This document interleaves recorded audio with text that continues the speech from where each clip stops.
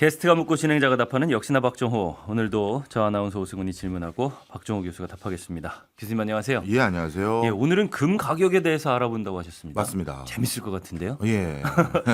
요즘에 보니까 금 시세가 굉장히 오르고 있는데 제가 좀 찾아봤더니 올해 들어가지고도 급격히 상승하고 맞습니다. 있어요. 특히 최근에 한 4주 동안 또 또 급격히 올랐죠. 상승하고 예. 있어요. 그래서 역사상 최고점을 예. 경신했죠. 네, 그렇게 시세가 계속 오르고 있는 원인 중에 알려진 이유와 알려지지 않은 이유를 오늘 알려주신다고. 네, 맞습니다. 그렇습니다. 사실 금값이 오르는 이유들 중에서 통상적으로 많이 언급되는 요인들이 몇 개 있는데요. 사실 그거 말고도 숨겨진 이유들이 좀 있어서 오늘 좀 어떻게 보면 금을 화두로 해서 지금 전 세계 금융 시스템, 화폐 결제 시스템에 어떤 변화가 있는지도 말씀을 드리려고 하는데요. 네, 일단은 알려진 이유부터 좀 짚어주실까요? 네. 일단 가장 큰 이유는 연준의 금리 인하입니다. 네. 역사적으로 보면요. 달러와 금은 항상 반대로 움직였다 해도 과언이 아닙니다. 달러 약세가 예상되면 가장 안전한 자산, 가장 공신력 있고 신뢰할 수 있는 자산인 달러가 맞아요. 약해졌다. 그러면 다른 거인 금이 이제 낫겠네. 네. 라고 생각해서 금 가격이 올랐던 적이 많은데 네. 뭐 트럼프의 그 뭐랄까요? 압박 때문에 이렇게 금리 인하를 좀 빨리 한 면도 있고 네. 또 더 할 가능성도 있다 보니까 네. 금에 대해서 베팅하는 사람이 늘기 시작했고요. 예. 그다음 두 번째. 정말 오래전부터 역사적인 금 가격의 오름 그러니까 금이 가격이 상승하는 가장 큰 요인은 네. 국제 정세의 불안입니다. 아, 전쟁 뭐 이런 것들이죠. 그러면 대부분의 국가의 법정 화폐 가치에 대해서 우리가 불안감을 가질 수밖에 없거든요. 전쟁에 참전했다가 지면 네. 그 나라 화폐가 뭐가 되겠어요. 휴지 조각이 되는 거잖아요. 예. 그러다 보니 이 지정학적인 불안전성이 높아지고 있는 지금과 같은 상황에서 또 전쟁도 계속 안 끝나고 있고 네. 당연히 금에 대한 시세가 상승 국면으로 전환될 요소들이 있고 네. 그리고 이미 많이 알려져 있는 중국을 비롯해서 몇몇 국가들이 중앙은행에서 금을 대규모 매입하기 시작했다. 이런 것들이 알려진 요인들입니다. 네. 연준의 기준금리나 지정학적인 불안 그리고 중앙은행의 대규모 금 매입 이런 것이 알려진 이유입니다. 네. 그럼 알려지지 않은 이유 네. 오늘 이 부분이 정말 재밌을 것 같은데 네. 대표적으로 뭘 꼽을 수 있을까요? 가장 직관적으로 쉽게 이해할 수 있는 그 이유들 중에 네. 가장 먼저 꼽을 수 있는 게 예. 금은 재화라는 점입니다. 재화. 예. 네. 즉 누가 만들어야 돼요. 무슨 소리냐? 저 땅속 깊은 곳이나 아니면 계곡의 사금 같은 형태로 네. 금이 흩어져 있는 것들을 예. 아직 발굴되지 않은 걸 캐내야죠. 캐내서 그거를 순도 깊은 금으로 금괴나 금바 형태로 만들어서 그걸 시중에 유통을 해야 됩니다. 그러면 이런 금바나 금괴를 만드는 과정에선 당연히 비용이 들잖아요. 채굴 비용이 들고 발굴 비용이 들고 탐사 비용이 들고 운송 비용이 들죠. 그런데 요즘 전 세계적으로 어떤 시기입니까? 인플레이션 구간이잖아요. 예. 그러면 우리가 사고 싶은 금바 또 금괴 이거를 만드는 과정에서 투여되는 비용이 네. 예전보다 더 들겠죠. 그렇긴 한데 제가 궁금한 게 있습니다. 예. 금을 뭐 1g을 캔다고 했을 때 거기에는 이제 뭐 비용이라든지 뭐 금 자체 가격, 원재료의 예. 가격 뭐 이런 것들을 다 비용을 분리해 가지고 비율을 매길 수 있잖아요. 네. 금 1g당 들어가는 비용을 따지면 네. 가격 중에서 몇 퍼센트 정도를 차지할 거. 왜냐하면 비용이 그렇게 금 가격을 상승시키는데 큰 역할을 할 수 있을까 하는 생각이 또 들기도 하니까. 네, 이 의견. 맞습니다. 네. 5% 정도 수준으로 많이 봐요. 아, 그래요. 네. 그러면 5%면 이거는 가격에 영향을 주는 거죠. 그 가격이 크게 오르면. 예, 왜냐하면 금이라는 것은 원래 묵직한 자산으로서 변동성이 크지가 않잖아요. 예. 그런데 그 인건비도 다 올랐고요. 저희 채굴하는 데 들어가는 원자재 값도 올랐고 또 석유 가격도 만만치가 않아서 네. 전반적으로 금 채굴하는 데 비용이 많이 들어서 지금 국제 시세가 얼마인데 이제 그거보다 얼마 더 쳐주셔야 제가 채굴할 수 있습니다. 이런 소리 당연히 나오는 거잖아요. 예. 그리고 금은 채굴해서 그걸 내가 샀다고 쳐볼게요. 네. 제가 샀습니다. 그럼 그걸 보관해야 되잖아요. 그렇죠. 또 보관 비용도 올랐어요. 아, 예. 어느 뭐 금고를 하나 사든지 전문적으로 보관해주는 또 업체들이 많습니다. 근데 그 보관하는 업체도 이제 관리비가 더 많이 들게 돼버렸거든요. 그러니 이런 전반적인 것들이 당연히 금 시세 상승을 유발하는 요소인데 우리 금 그러면 투자의 대상으로 생각하니까 마치 주식이라든가 예. 비트코인 같은 가상자산이라든가 이런 것들만 생각하다 보니 금은 실제 재화라는 인식에서 살짝 비껴갑니다. 아, 그렇죠. 그런데 금도 재화이기 때문에 반드시 그걸 만드는 데 들어간 비용이 그 제품을 사는 가격에 투영될 수밖에 없다. 예. 전자제품 같은데 금 굉장히 많이 썼습니다. 네. 그리고 지금도 쓰고 있고요. 네. 전자제품 뭐 만드는 과정에서 금이 들어가는 것도 굉장히 많다라고 생각하면 그것도 재화라는 의미로 다가갈 수 있을 것 같고요. 그렇긴 하죠. 네. 전체 금을 우리가 소비하는 과정에서 그 얘기를 해주셨으니까 우리가 금을 가장 많이 소비하는 용처 1등이 네.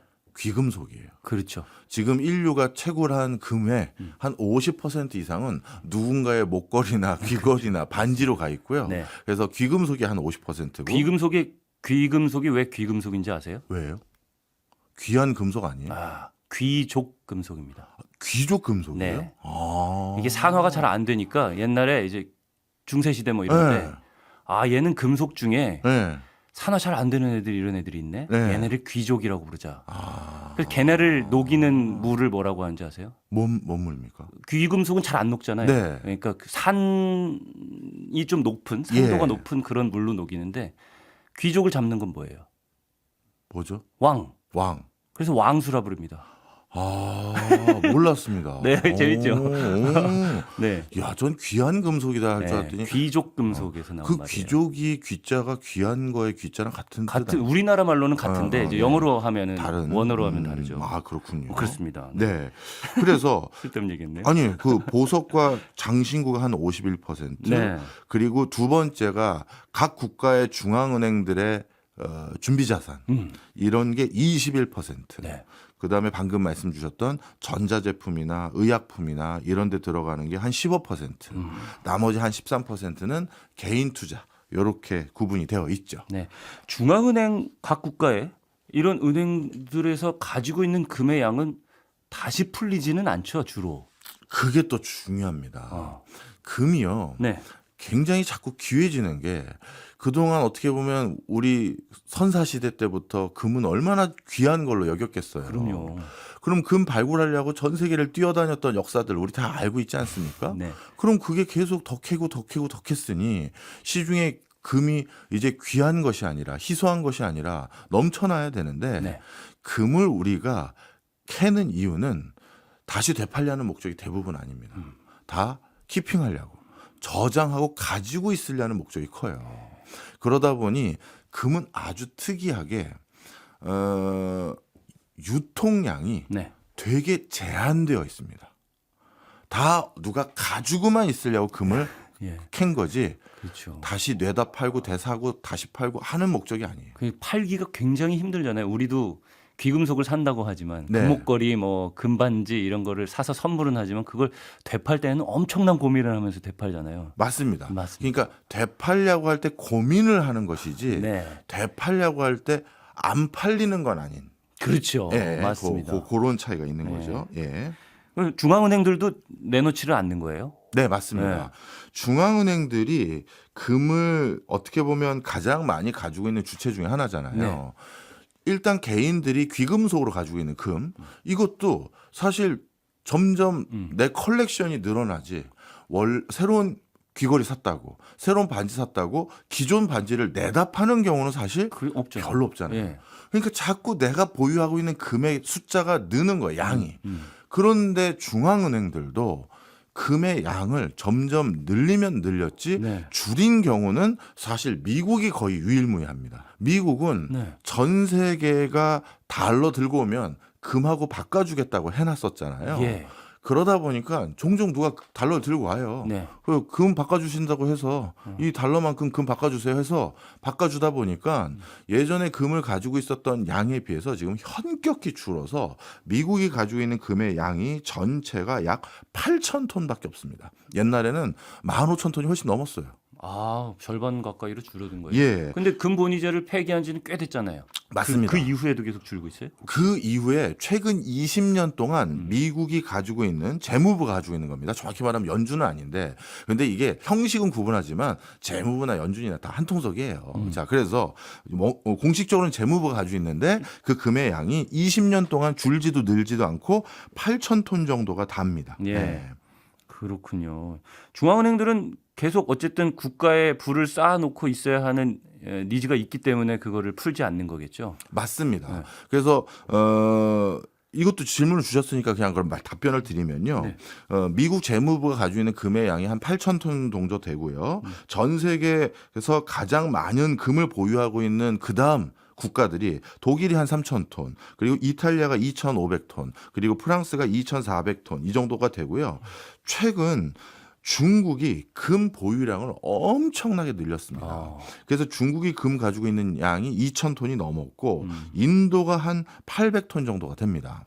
그런데 최근 중국이 금 보유량을 얼마나 급격히 늘렸느냐 했었을 때 예. 최근 5년 동안 본인들이 보유하고 있는 금의 보유량을 10% 이상 늘렸어요. 이거는 금이라는 희소한 자원을 이렇게 단기간에 빨리 늘린 적이 없습니다. 자, 그런데 오늘 주제가 예. 우리가 망각하면 안 되니까요. 오늘 주제가 금값이 올라가는 알려지지 않는 이유. 알려지지 않는 이유잖아요. 네. 그러면 중국이나 인도나 이런 국가들이 금 보유량을 굉장히 급격하게 늘리고 있는 이유가 뭐냐라고 했었을 때 네. 바로 브릭스 때문입니다. 음. 자, 지금까지 네. 전 세계에서 마지막 최종 대부자 역할, 마지막 최종 보루 역할을 했던 건 미국이 예. 달러 들고 오면 내가 무조건 금 줄 거니까 걱정하지 말고 달러로 유통해서 쓰고 있어. 예. 이 역할을 하고 있었고 네. 그리고 미국뿐만 아니라 미국이 주도해서 세운 국제기구 IMF가 또 그 역할을 했어요. 예. 그래서 IMF가 보유하고 있는 금의 양이 지금은 한 4등 정도라고 하는 게 맞아요. 왜냐하면 중국이 워낙 최근 금 보유량을 늘려서 네. IMF도 한 2,000톤 이상 가지고 있거든요. 자, 그런데 브릭스가 지금 뭘 추진하고 있느냐? 우리는 이제 달러 안 써. 네. 이걸 추진하고 있잖아요. 예. 러시아는 이미 달러 쓰지 못하는 상황이 돼버렸고 전쟁 때문에 금융계절 막아놨으니까요. 그리고 중국은 코로나19 이후부터 우리는 국부를 미 국채로 저장 관리하지 않겠다. 그리고 달러 형태의 금융자산을 보유하지 않겠다. 선언을 합니다. 그러면 그리고 인도도 요즘 트럼프 때문에 미국과의 관계가 더욱더 악화됐죠. 예, 몇 번이고 말씀해 주셨어요. 달러 의존도를 낮추려고 하는 노력들. 맞습니다. 네. 자, 그러면 이 브릭스 국가들은 달러 말고 뭘 써야 되죠? 그잖아요. 결제를 서로 해야 되니까요. 그렇죠. 그래서 그 뭘 새로 쓸지에 대해서 지금 논의 중에 있고 네. 가안들이 몇 개 나왔어요. 네. 우리 스테이블 코인 했을 때도 이게 나왔던 브릭스 페이, 브릭스 유닛 등등인데 그러면 이거를 브릭스 국가들끼리 쓰기 위해서도 또 다른 나라가 브릭스에 결제를 하거나 결제를 받을 때도 이걸 공신력 있게 믿고 쓰게끔 만들려면 네. 이 브릭스 유닛, 브릭스 페이나 또 그 밖에 다른 어떤 지급 수단을 네. 믿을 수 있게 해줘야 되잖아요. 예. 그럼 또 이걸 뭘로 개런티 해줘야 된다? 금이랑 연동시켜야 된다. 그렇죠. 예. 그러다 보니까 브릭스 국가들이 점점 본인들의 새로운 화폐 체계 이거를 뒷받침해주기 위한 적지 않은 금을 보유해야 될 상황이 돼버린 거예요. 아. 그런데 아직 미국이 8,000톤을 가지고 있는데 네. 중국이 2,000톤이 좀 넘고 인도가 800톤이고 그 남아공이나 러시아는 이거보다 훨씬 적어요. 그러니 이들 브릭스의 대표 국가들 금 보유량 다 합쳐봤자 미국만 못하죠. 그런데 브릭스의 시장 규모는 G7보다 더 크단 말이에요. 그러다 보니 야 우리가 이 가지고 있는 금만 가지고는 우리가 이 브릭스 통화 체계를 뒷받침해 줄 수가 없어. 이런 생각들을 갖고 있다 보니까 지금 금을 더 채굴하고 있고 야. 더 사들이고 있는 상황이고요. 또 하나 예. G7을 비롯해서 달러 체계에서 누군가 국가에서 뭔가 외환위기가 왔다. 그럼 IMF에서 최종 대출을 해주거든요. 그리고 IMF는 그런 지급 여력을 우리가 가지고 있다는 걸 개런티하기 위해서 또 금을 2,000톤 이상 가지고 있는데 예. 그럼 IMF는 미국의 입김에 따라서 결정이 되는 국제기구 중에 하나예요. 지분을 제일 많이 가지고 있거든요. 그럼 브릭스도 브릭스형의 IMF 만들어야 될 거 아니에요. 예. 그래서 만들어진 게 NDB라는 겁니다. 오. 예, 유개발은행, 새개발은행이라는 건데요. 그런데 아직까지 NDB는 네. 금을 보유하고 있지는 않아요. IMF처럼. 네. 왜냐하면 지금 브릭스 국가들도 자신들이 더 금을 가지고 있어야 될 상황에서 본인들이 만든 브릭스의 IMF인 NDB에 금을 갖다 주기는 애매모호할 거 아닙니까? 아직까지 출자를 하기에는 그렇죠. 네. 그래서 지금은 NDB는 우리 브릭스의 대표적인 국가들이 다 거기에 개런티 해드릴 겁니다. 네. 거기에서 뭐 할 수 있도록 다 지원해 줄 겁니다라고 해서 어떻게 보면 뒤에 우리가 있다. 네. 금 많이 가지고 있는 이런 형태가 되어 있는데 어느 순간인가 NDB가 독자 기구로 IMF만큼의 목소리를 내고 국제적인 위상을 갖추려면 NDB도 또 금을 가지고 있어야 될 수준도 올 거예요. 네. 야, 이 얘기는 결국 뭐다? 브릭스의 부상과 함께 금을 가지고 있고 저장해 놔야 될 주체들이 하나씩 더 생긴 거예요. 그러니까 수요가 엄청나게 늘어날 거다. 앞으로. 그렇죠. 예, 지금 늘어나고 있고. 맞습니다. 바로 그래서 금의 시세를 전망하는 데 있어서 지금 브릭스라는 또 하나의 금융 체계, 금융 시스템, 또 금융 안전망을 구축해야 될 국제적인 컨소가 생기고 있다는 예. 걸 잘 조망을 안 하고 있는 거예요. 알겠습니다. 예. 재밌네요. 예. 근데 이렇게 수요가 급증하면 우리는 보통 경제적인 기본 상식에 의하면 예. 수요가 급증하면 공급이 뒤따라오면서 가격을 안정화하는 방식으로 이제 경제가 흘러가잖아요. 네. 근데 금이라는 것은 공급이 그만큼 뒷받침될 수 없는 또 뒤에 숨은 배경이 있겠죠. 제가 이건 오히려 오승은 아나운서께 예. 여쭤보려고 했었어요. 예. 공학 도시기도 하니까 예. 그리고 그 또 우주항공도 또 전공하셨고 제가 알기로 이 금이 이제 채굴을 거의 다 했다고 들었거든요. 네, 맞습니다. 그리고 지구상의 금이 대부분 지표면에 없다고 하던데 맞습니까? 맞습니다. 어떻게 된 거예요? 99%가 내핵과 외핵 쪽에 몰려 있다고 하고요. 지구 안에 있는 겁니까? 예. 아, 안 깊숙이 99%가 못 파요. 거기까지 못 들어가요.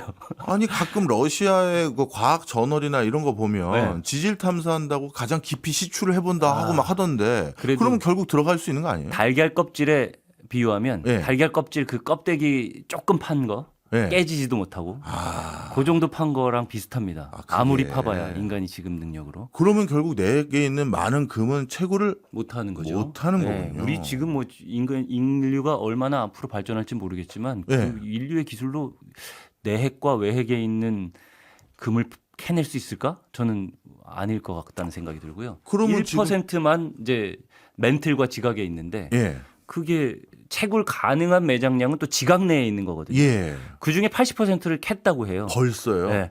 2025년이 뭐 이것도 논문마다 다를 테지만 예. 유력한 논문 중에 하나는 2025년이 채굴량의 정점을 찍을 거다. 25년이면 올해인데. 올해입니다. 그러면 내년부터는 채굴량은 줄어들기 시작할 거고요. 그럼 공급도 더 안 되는 거네요. 공급은 더 안 되는 거죠. 그렇다고 해요. 그래가지고 30년 후에는 고갈될 거다. 30년 뒤에. 예. 우리가 캘 수 있는 금의 양은. 그러면 네. 가끔 우리 뭐 우주 탐사 요즘 열심히 하려고들 하잖아요. 네. 개인 기업들도. 네. 그게 더 어디 뭐 외국이래네. 외계 행성 가서 금 캐오려는 겁니까? 그러니까 뭐 금만을 목적으로 하진 않지만 네. 히토류라든지 뭐 이런 물질들 있잖아요. 예. 지구 내에서는 좀 희귀한 물질, 금도 마찬가지겠죠.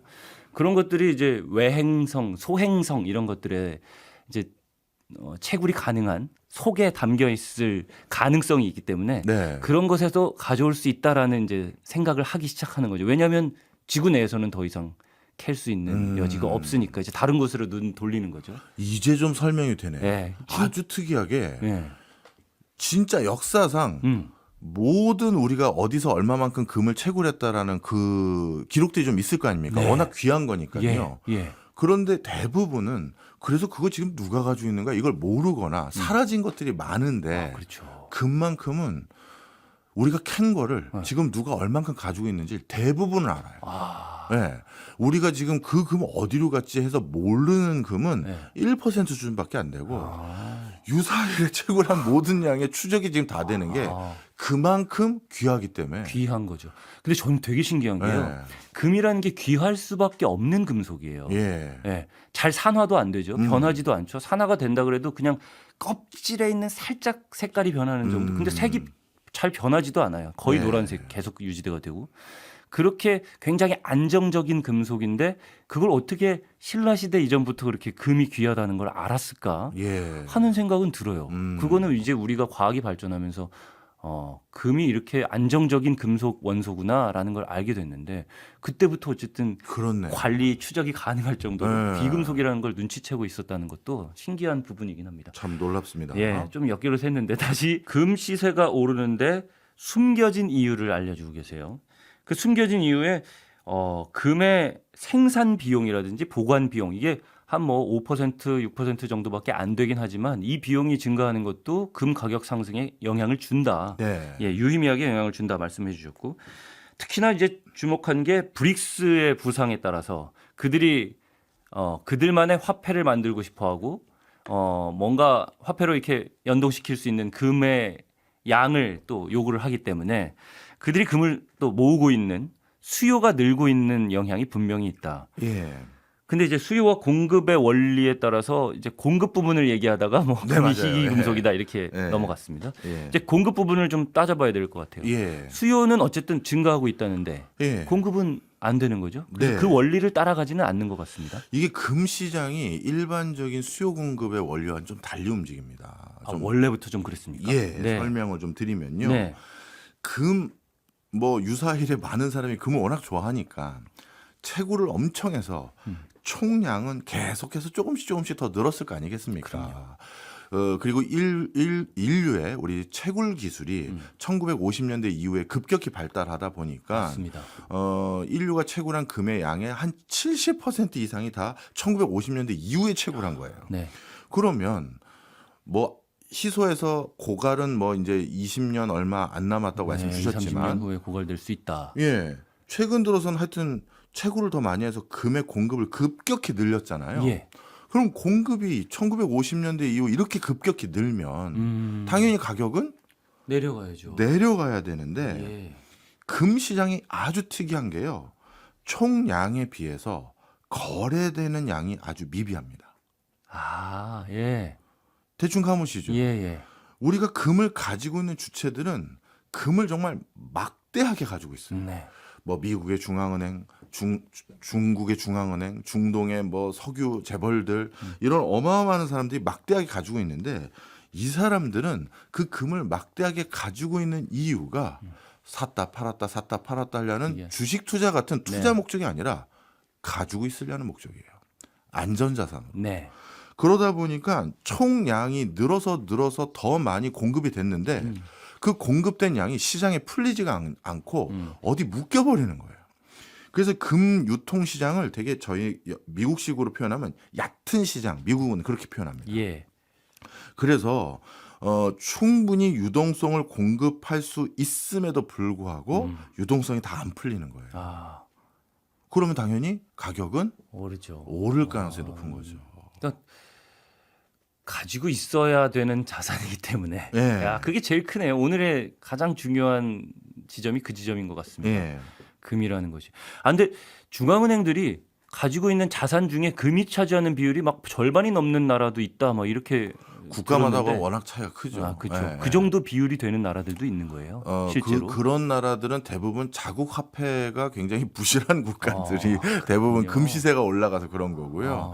예, 일반적으로는 금은 원래는 이자가 붙지 않잖아요. 그렇죠. 근데 미 국채는 소소하지만 이자라도 주잖아요. 그렇죠. 금리가 그러니까 높을 때는 그렇죠. 달러를 네. 선택하는 게 훨씬 나은 거고. 예, 그런 것들이 있어서 알겠습니다. 그러니까 일반적인 수요와 공급의 원리는 여기에선 통하지 않는다. 왜냐하면은 공급이 아무리 많이 캐도 네, 사람들이 가지고 있으려고 하고 팔려고 하진 않으니까. 맞습니다. 시장에서의 공급이 적다. 앞으로도 또 금 채굴량은 또 점점 줄 거고. 그렇죠. 그럼 금은 앞으로 가격이 계속 오를 수밖에 없다라는 결론으로 도달할 수 있겠군요. 맞습니다. 네. 그래서 여기서 또 금 시세가 오르는 좀처럼 알려지지 않은 이유가 네. 금은 투자의 대상으로 보는 게 아니라 대부분의 금을 막대하게 보유하고 있는 사람들은 다 보유하려고 하는 예, 거다. 보관용 안전자산. 예, 그러다 보니 공급이 더 돼봤자 누가 사서 그걸 또 자기가 가지고 있으려고 하지 유통시장에서 그게 또 빠져버리는 거죠. 맞습니다. 그러니까 일반적인 수요 공급 말고 네. 다른 요인이 또 금의 시장에선 좌우해서 가격이 또 오를 수밖에 없다. 네. 이런 얘기인 거죠. 네, 저희 딸 돌반지도 계속 창고에 묵혀두고 있습니다. 아마 그거 따님이 결혼하거나 그럴 때도 이게 네 돌반지다 보여주고 싶은 마음이 있으시잖아요. 뭐 주거나 하겠죠. 그렇죠. 그럼 때는 그 친구는 또 보관할 거고. 그럼요. 그러다 보니 예. 이렇게 금은 대부분 귀금속이든 금괴든 보관용이다 보니 일반적인 수요 공급 때문에 비싸졌다고 네. 대파는 게 아니고요. 또 하나 패닉 바잉이라고 부르죠. 갑자기 공포심에 나도 그거 사야겠어 해서 갑자기 그럴 때 금 시세가 오르잖아요. 네. 그러면 보관했던 사람들이 어떤 생각 같죠? 야, 이제 좀 금 시세 올랐으니 돌반지 녹여서 다 팔아야겠다가 아니라 거봐 가지고 있기 잘했네. 이래서 더 금 공급이 묶이는 경우가 많아요. 알겠습니다. 국가 부채가 요즘 계속 증가하고 있잖아요. 전 세계적으로. 네. 국가 부채가 증가하는 것과 금 가격이랑 또 연동시켜서 해석할 수 있는 방법이 있나요? 맞습니다. 이거는 워렌 버핏 형님 말씀을 좀 드리는 게 좋을 것 같아요. 예. 워렌 버핏은 금에 대해서 아주 유명한 명언을 하나 했습니다. 제가 그대로 한번 적어와 봤는데요. 네. 금은 수익을 만들어내지 않으니 부의 증식 수단이 아니다. 이게 워렌 버핏 형님의 얘기예요.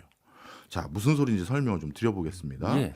실제 금은 이자를 주지 않잖아요. 그렇죠. 채권처럼. 네. 그러니까 수익을 만들어내지도 그렇죠. 않죠. 맞죠.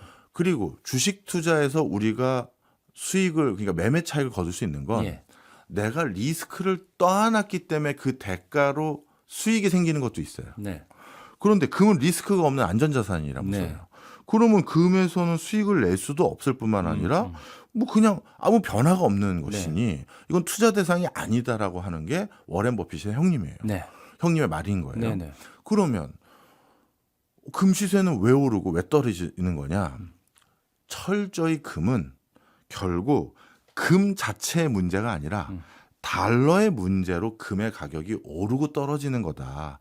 이렇게 버핏 형님의 말씀에 의미가 숨어져 있는 거예요. 네. 달러와 때려야 뗄 수 없다. 그렇죠. 이렇게요. 네. 그러니 금은 그냥 돌 같은 건데 이자도 안 주고 예. 뭐 금 가지고 있다고 리스크라는 게 뭐 발생할 이유가 없잖아요. 네. CEO가 갑자기 뭐 방만한 경영을 했다든가 신제품이 출시가 뭐 잘못됐다든가 그게 없단 말이에요. 네.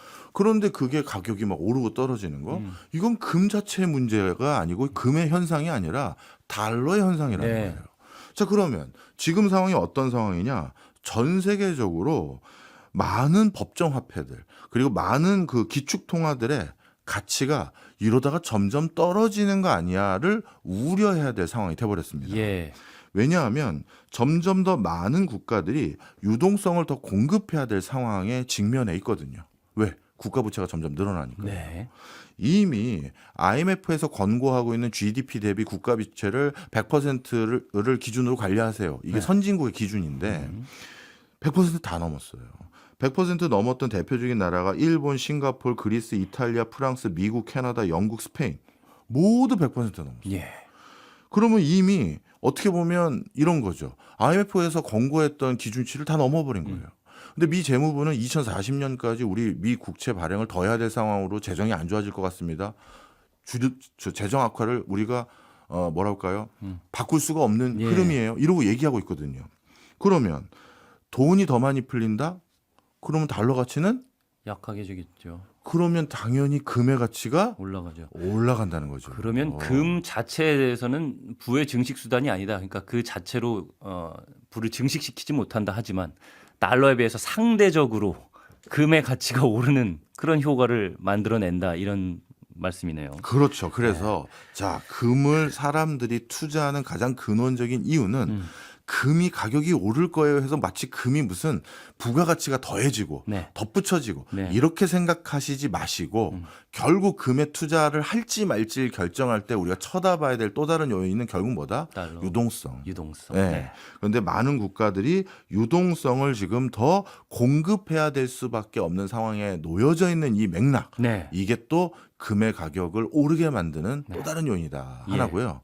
그리고 또 하나가 더 있습니다. 예. 국가 부채가 많아지면요. 네. 대부분의 그 국가의 위정자들은 디플레이션을 어마어마하게 걱정합니다. 그럼. 네. 네. 디플레이션이라는 건 물건의 가치는 떨어지고 화폐 가치가 오른다는 얘기잖아요. 네. 그러면 국가가 부채를 많이 발행했다. 네. 그럼 그 부채를 갚아야 되는데 예. 그 갚을 때 화폐 가치가 올라갔으면 내 재정 부담이 훨씬 더 커지는 거잖아요. 예. 그렇죠. 그러다 보니 앞서 잠깐 말씀드린 것처럼 많은 국가들이 이렇게 국가 부채가 점점 늘어날 때는 일부러라도 인플레이션을 야기하고 싶을 정도의 마음이 들어요. 아. 그러면 내가 지금 100억을 빌려서 네네. 국가가 필요한 어떤 건물을 100억짜리를 올렸는데 그런데 그 사이에 인플레이션이 생겼어요. 네. 그러면 어떻게 됐다? 이 100억짜리 건물은 200억, 300억의 가치로 올라가는데 그 100억 빌렸으니까 그 국채 발행해서 100억 빌린 거 그거 갚아야 될 거 아닙니까? 100억에다가 이자 좀 얹어가지고요. 네. 그런데 100억에서 이자 좀 얹어서 갚을 때는 인플레이션이 만약에 생겨버렸다 하면 예. 이 100억 가치는 내가 빌렸을 때보다 돈의 가치가 떨어졌을 거 아니에요. 예. 오히려 난 100억 빌려가지고 지금은 300억 가치가 있는 건물을 국가가 가진 거고 우리에게 100억 빌려준 국민들은 야 국가에게 100억 빌려줘서 내가 받은 거 100억 하고 105억 받았네. 나는 내가 예전에 그 100억 국가 안 빌려줬으면 내가 지금은 300억짜리 빌딩 건물주가 됐을 텐데 이렇게 돼버리는 예. 거잖아요. 그러니까 부의 이전을 국가가 부채가 많을 때는 인플레이션이 생겨버리면 국민들이나 외국으로부터 국가가 부의 이전을 가져올 수가 있는 거죠. 예. 예. 이해하셨죠? 네. 그러다 보니 요즘 트럼프가 계속 뭘 요구하고는 거예요. 야 저금리. 연준 금리 좀 인하해. 네. 금리 인하하면 당연히 네. 인플레이션이 잘 안 잡혀질 가능성이 많은 거잖아요. 지금도 연준이 2% 물가 상승률 관리도 못 하고 있는데 예. 그 금리를 인하한 거 아닙니까? 예. 그런 맥락으로 해석들이 많이 되는 거예요. 네. 자 그러면 인플레이션을 일부러라도 만들고 싶을 만큼의 마음이 생기는 국가들의 재정 상황이면 예. 인플레이션 때 또 가치가 오르는 대표적인 물건은 저금리가 되니까 당연히 금이 오르겠죠. 그렇죠. 네. 이 바로 이런 예. 숨겨진 맥락들이 있다는 거예요. 그렇죠. 아, 이게 어쩜 순환을 그리듯이 네. 뭔가 싹 전체를 말씀을 해 주시니까 이제 전체적으로 이해가 되는 네. 그런 느낌이 듭니다. 그러면 이런 부분도 좀 궁금해집니다. 아, 우리가 금리가 낮아지고 달러가 약세가 되고 이런 상황에서 네. 안전자산으로 금을 찾는데 네. 그럼 금 말고 안전자산은 없는 것인가? 아. 다른 대안들은 뭐가 있을까 하는 생각이 좀 듭니다. 네. 요즘 그래서 급격히 대두되고 있는 게 디지털 금이라고 부르는 비트코인. 이거에 대해서 사람들이 관심이 많습니다. 예. 자, 그런데 비트코인도 그래서 일부 가지고 있는 분들 계세요. 포트폴리오 상황에서. 네. 그렇지만 비트코인 말고 그래도 금이야라고 얘기해야 될 또 다른 보이지 않는 이슈들이 생기고 있어요. 예. 그게 우리나라도 요즘 가장 큰 이슈가 되고 있는 게 바로 해킹입니다. 해킹이요. 예. 예. 설명을 좀 드릴게요. 네. 이제 내가 가지고 있는 자산의 상당 부분은 네. 전부 디지털화 돼 버렸어요.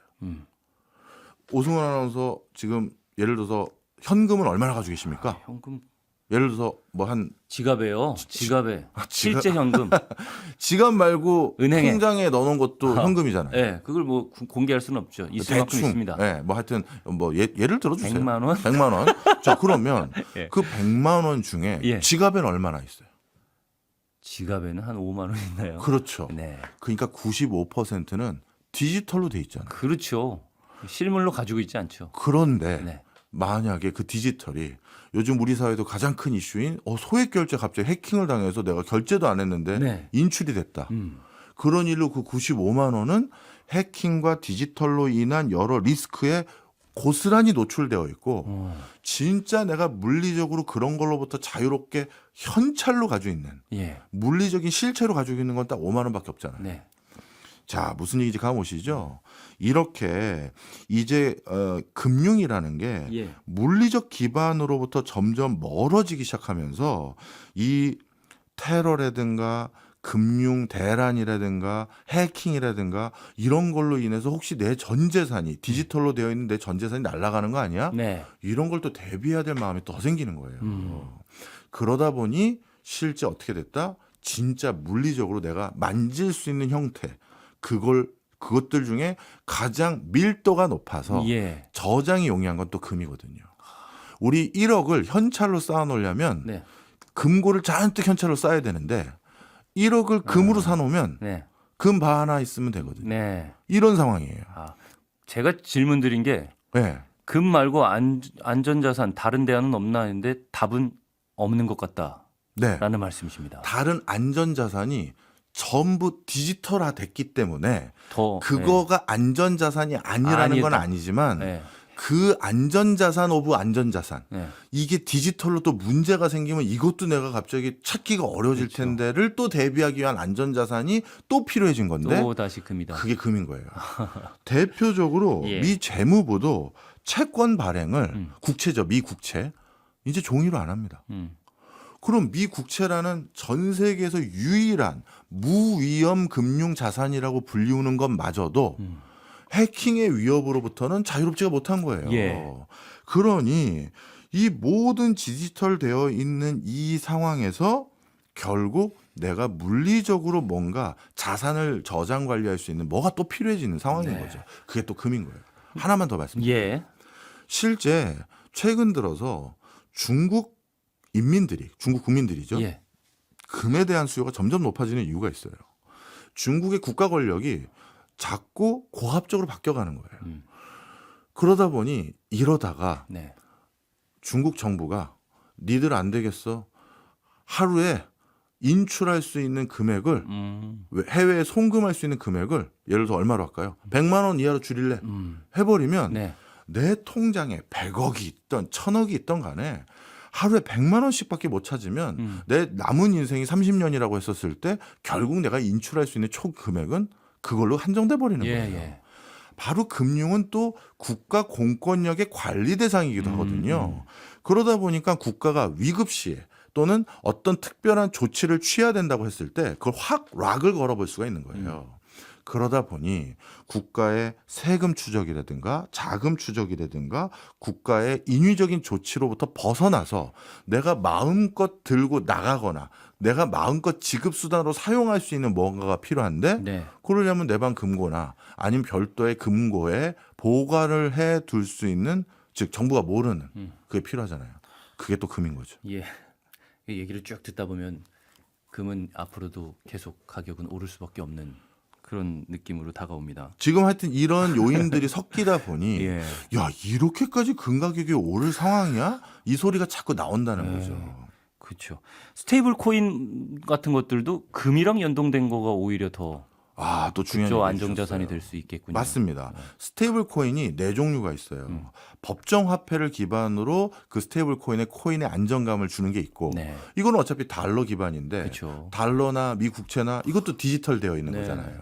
그런데 그게 아니라 금 같은 실물을 기반으로 스테이블 코인을 하겠다는 또 코인들도 있어요. 예.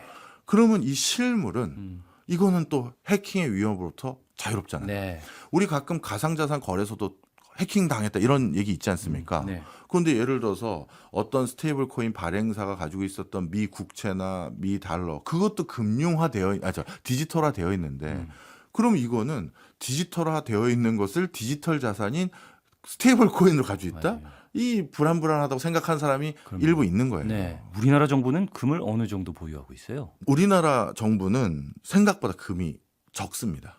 그래서 좀 걱정도 돼요. 앞서 우리가 뭐 일부에서 미국이 한 8,000톤 가지고 있고 중국도 한 2,000톤 이상 가지고 있고 이탈리아도 2,000톤 넘고 독일이 3,000톤 이상 가지고 있다 말씀드렸잖아요. 예. 우리나라는 OECD 국가 38개 국가 중에 네네. 그 38개 국가의 중앙은행이나 재무부 중에 가장 금 보유량이 적습니다. 그래서 100톤 조금 넘게 가지고 있어요. 아, 100톤이요? 네. IMF가 2,000톤이라 하셨는데. 예, 인도가 한 800톤이 넘고요. 그러다 보니 아니 OECD 국가들 중에서 이렇게 금 보유량을 적게 가지고 있어도 되는 거야라는 걱정을 하는 분들도 있어요. 네. 그렇지만 국가는 금은 앞서 말씀드린 것처럼 원래 이자도 안 주는 건데 아, 그렇죠. 미 국채를 사놓으면 이자라도 나오고 네. 그리고 우리는 수출입을 많이 해야 되다 보니 외화를 또 보유하고 있어야 될 이유가 많다 보니 네. 그걸 많이 가지고 있습니다. 이게 이제 한국은행의 취지인데 네네.